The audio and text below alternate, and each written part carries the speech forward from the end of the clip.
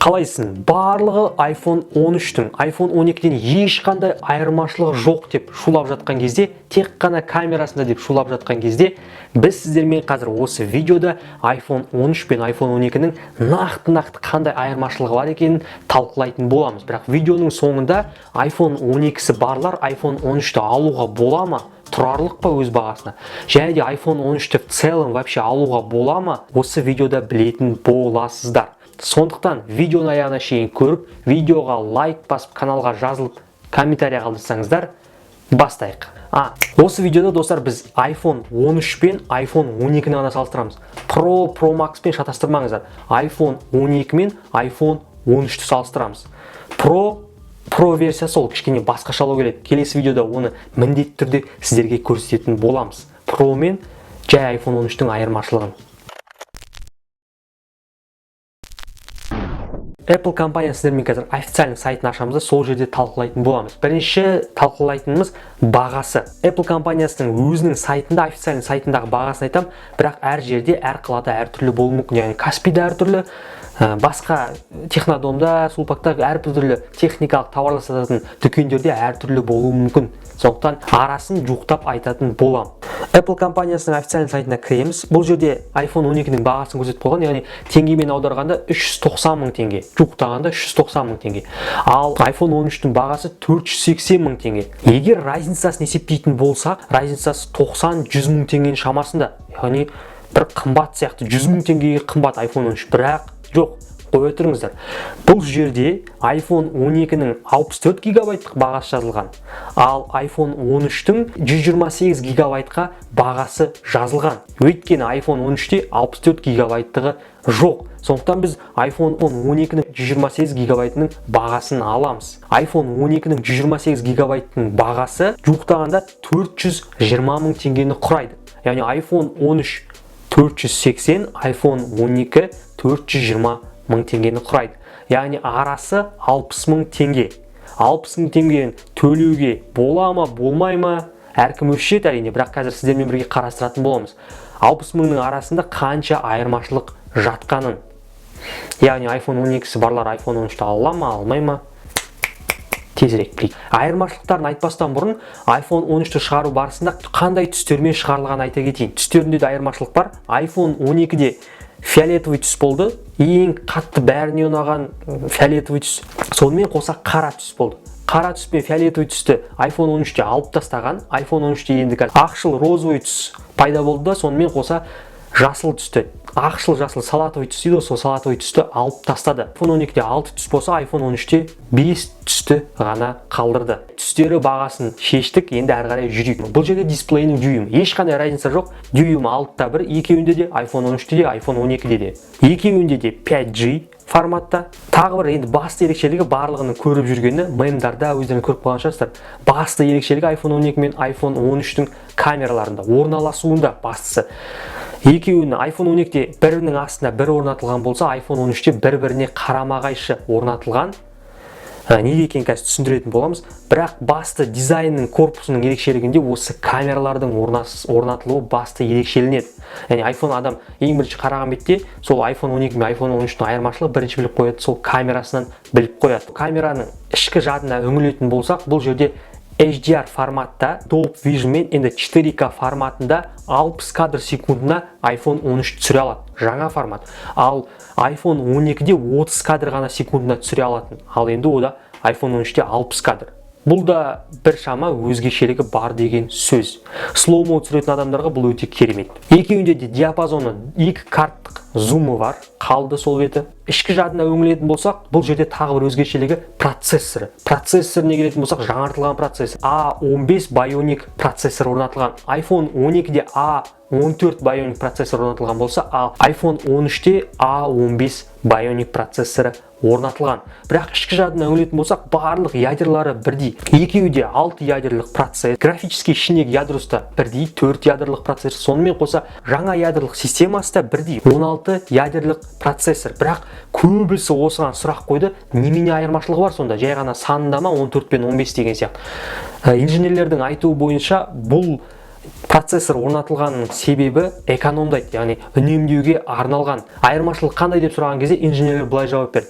Видеоның қосылып тұру барысында iPhone 12 17 сағатқа жұмыс жасаса, ал iPhone 13 видео қосылып тұру барысында 19 сағатқа жұмыс жасайды екен. Екеуінің разницасы 2 сағатты алады. iPhone 13 2 сағатқа ұзақ жұмыс жасайды. Екеуінде де Face ID орнатылған.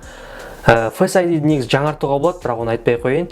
Келесте Apple жаңартады деген ойдамын. Алдыңғы панельдерде совет қалды, екеуінде де керамик shell, екеуінде де жаңағы жандық корпустарда қалды, алюминиян жасалған. Сонымен қоса IPS яғни IPS дегеніміз IPS 68 екеуінде де қалды. IPS дегеніміз бұның судан шаңумен қорғану пайызы. Бұл жерде екеуінде де IPS 68 қалды, яғни 6 метр тереңдікте 30 секундта суда төзімділігі бар. Екеуінде де MagSafe ұсталынады, яғни сымсыз зарядка MagSafe арқылы зарядка беру екеуінде де қарастырылған. Енді ішкі жадысына келетін болсақ, емкость, яғни ішкі жадысының гигабайтына келетін болсақ, iPhone 12-де жаңа айтып кеткенімдей 64 гигабайт, 128, 256 гигабайт. Ал iPhone 13-те 512 гигабайтқа шейін, яғни 64-ті алып тастап, олар 512-ні орнатты. Емкости көп болған сайын жұмыс істеу процесі де кішкене болсын жеңілдейді. Яғни 64 гигабайт алып тастап 512 қойғаны ол да дұрыс шығар. Бірақ кейбір адамдарға 512 өте көп, бірақ кейбір адамдарға өте аз. Дисплейіне келетін болсақ, ешқандай айырмашылық жоқ. Екеуінде де AMOLED, сол барлық стандарттары, күйінділері барлығы бірдей қалды. iPhone 12-те қалай болды, тура iPhone 13-те тура сондай. Бірақ дисплейінің ішінде бір айырмашылығы бар. Қандай дейсіздер ғой? Жарықтығы. Жарығы iPhone 12-те 625 болса, ал iPhone 13-те 800 стандарттық орнатылған жарық көзі. КДМ М квадратпен есептелінеді. Бұл қалай есептелінеді? Бұл қалай байқалады десеңіздер, iPhone 13 күн сәулесі жарық болып тұрған кезде iPhone 13 iPhone 12-ге қарағанда жарық болып көрінеді, жақсы көрінеді. Күн сәулесі түсіп тұрса да біз анық көре аламыз. Бірақ мен iPhone 12-мен қолдану барысында жарық көз түсіп тұрса да мен жақсы көретін, ал iPhone 13 енді одан да жақсырақ. 20-30%-ға жақсырақ көрсетеді. Қараңғыда да жарық сәулесі яркости бір шама жарық болып көрінеді. Енді бұның габариттері, корпусына келетін болсақ, габариттері мен корпусында да бір кішігірім ерекшеліктер бар. Бірақ оны біз байқалмауымыз мүмкін. Егер де біз екі телефонды былай бір-біріне қоятын болсақ, сол кезде ғана байқайтын шығармыз. Ал былай біз телефонды былай ғана екеуін қарау арқылы көре алмаймыз. Ешқандай айырмашылығы бар ма, жоқ па? Ұзындығы мен енінде ешқандай айырмашылығы жоқ, бірақ қалыңдығында айырмашылығы бар. Қалыңдығы 0,25 мм-ге қалыңдау. Жаңадан шыққан телефондар негізі кішіреуші еді, бірақ Apple компаниясында осы жолы наоборот қосты. iPhone 13, iPhone 12-ге қарағанда қалыңырақ, 0,25 мм-ге қалың. Сонымен қоса салмағы да iPhone 12-ге қарағанда iPhone 13 11 граммға ауырлау. Бірақ ол сезілмеуі мүмкін, бірақ енді 10 граммға ауыр. Камерасына келетін болсақ, бұл жерде айырмашылықтары да қатты көп емес. Фронтальный камерасы 12 мегапиксельдік f1.6 барлығында, екеуі де сверхширокоугольный форматта түсіре алады. Бірақ енді тағы бір осы камераның ішіндегі айырмашылығы, көбісі айтады, камераны неге былай қойып тастаған? Соған жауабымыз жаңа осы видеода айтамыз дедік. iPhone 12-те бір-бірінің астына орналасқан, бұл жерде оптический стабилизация орнатылған, ал iPhone 13-те неге былай бір-біріне астына бір-біріне қарама-қайшы қойды десеңіздер, оптический стабилизация со сдвигом матрицы дейді. Матрицасы қозғалады, оптика қозғалмайды, бұл жерде сдвиг матрицаға түседі. Сондықтан пикселі көп болған сайын дюймі модулінің ішіндегі пиксель дәу болған кезде әдейі пространство көп болсын деп, орын көп болсын деп әдейі былай қиғаш қойған. Бұл жерде инженерлердің жауап беруі бойынша пикселі көбейді, сонымен қоса модуль да жаңартылған. Сонымен қоса, яғни бұл нені білдіреді? Сапасының, фотоға түсірудің сапасының бір шама жақсаруы. Яғни iPhone 12 мен iPhone 13 фотоға түсіру барысында ол iPhone 13 кішкене болсын жақсырақ түсіретін болады. Бірақ біз оны қандай уақытта байқауымыз мүмкін, біздің көзімізге байқалмауы мүмкін. Оны профессионалдар, өзінің ісінің мамандары байқамаса, жай адамдар байқайтын уақыты ол түнде. iPhone 13, iPhone 12-ге қарағанда түнде кішкене жарығырақ түсіреді. Сонымен қоса жарықта жақсы сапада түсіріп бере алады iPhone 12-ге қарағанда. Сонымен қоса фотоға түсіру барысында тағы бір айырмашылығы фотографический стиль. Бірақ көп адамға бұл келмеуі мүмкін, мүлдем бұл кейбір адамдарға керек те емес. фотоға түсіру барысында оның оттенкісін, түсін басқа форматтарға, басқа түстерге өзгертіп беріп отырады. Айырмашылығы осыда.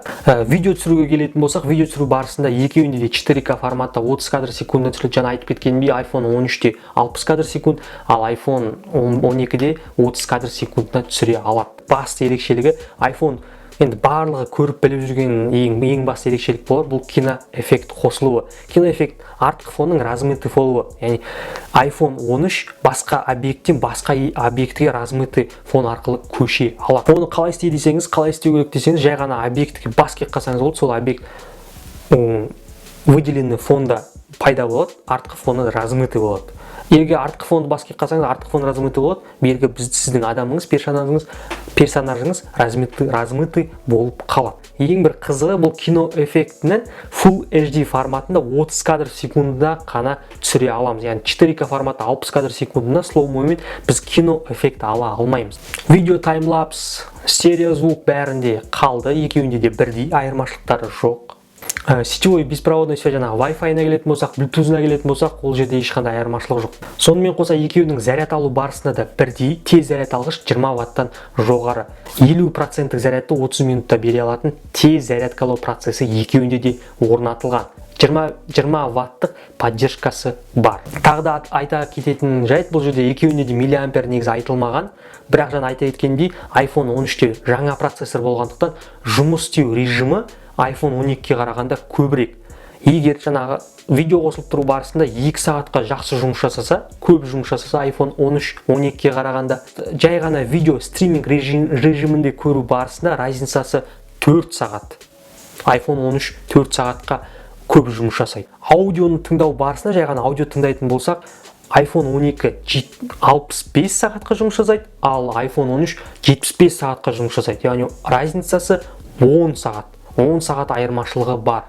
Сонымен қоса сим картасына үңілейік. Бұл жерде сим картасы енді бәрінде бір сим картадан, бірақ eSIM қосу картасын, eSIM картасын қосу, бұл жерде 2 eSIM карта қосу болады. Яғни общий iPhone 13-те 3 сим карта қолдануға болады, ал iPhone 12-де общий 2 сим карта қолдануға болады. Яғни iPhone 13-те жаңартылған eSIM карта 2 eSIM атымызға тіркеуге болады екен.